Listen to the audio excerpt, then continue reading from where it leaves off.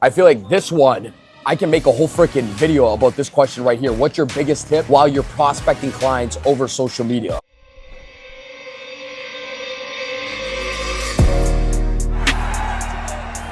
I wanted 10 million people to impact. So I don't care what the couple says, what that person says, what this person says.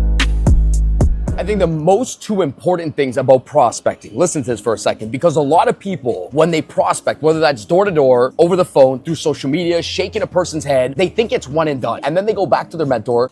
Prospecting on social media didn't work out. That person didn't reply back to me, or 50 people didn't reply back to me on Instagram when I sent them a message, or when I'm knocking on doors, nobody's picking up or they're not replying back to me, or when I'm making calls, nobody's answering the phone. Hear me out for a second. Most people fail inside of sales for one reason and one reason only. They do shit just to say they did shit. And doing enough is never enough inside of business. Let me say it again. Most people fail inside of sales because they say, well, I did the live stream and nobody showed up to the live stream. Well, I made the calls and nobody was really answering the calls. So, I don't feel like really doing them. No, you're doing them just to say you did them. You didn't really fucking do them. So the two most important things while you're prospecting inside a business, I want you to write down these two things. You ready for this? Number one is to be omnipresent. Number two is to disrupt. Well, this is in all the horizons of your business. When you're freaking prospecting inside of sales, two main things. Number one, you're omnipresent. Number two, you freaking disrupt.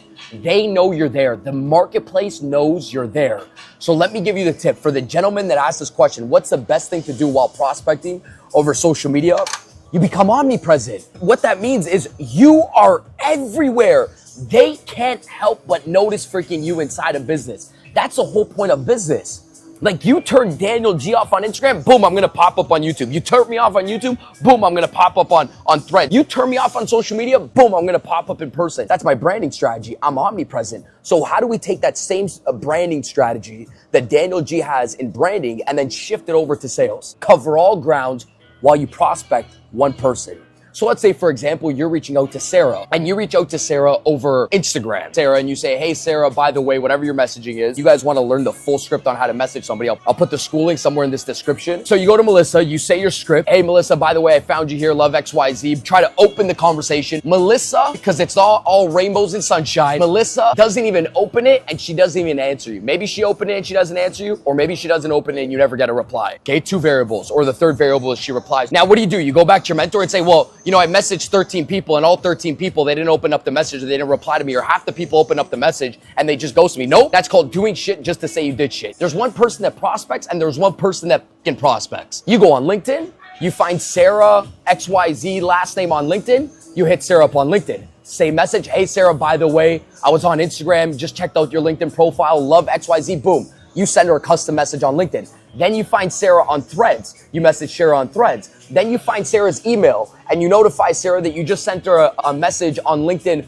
TikTok, and Threads. And then you find Sarah's Facebook. And then you find Sarah's TikTok. Sarah can't help to fucking notice you. And by the way, let me just tell you guys, you're in business to make a commission. So throughout your day, you're on all these channels, or maybe you're on one channel. Maybe Sarah isn't spending her whole day on TikTok, Instagram, Threads, Facebook, emails. So you got to cover all freaking grounds because that's your job. Her job is to just be a human being. They got life. See, you got your sales job. They just got freaking life. They may not be on social media all day. They might be answering their emails all day, but that's doing the job of being omnipresent and covering all the grounds to say, you know what? Sarah can't help to notice freaking Daniel G when I go prospect Sarah. I look back at any time I've ever said yes to something when somebody has cold prospected me and I jumped on a meeting with that individual. Not only has it taken great messages and multiple attempts on great messages because I'm freaking busy, they also had to flank from multiple different distribution channels. Let me say that again. They had to flank from multiple distribution channels. It's just not one and done. They had to go through social media. They had to find my assistant. They had to find my email. And then finally I said, so let me ask you a question.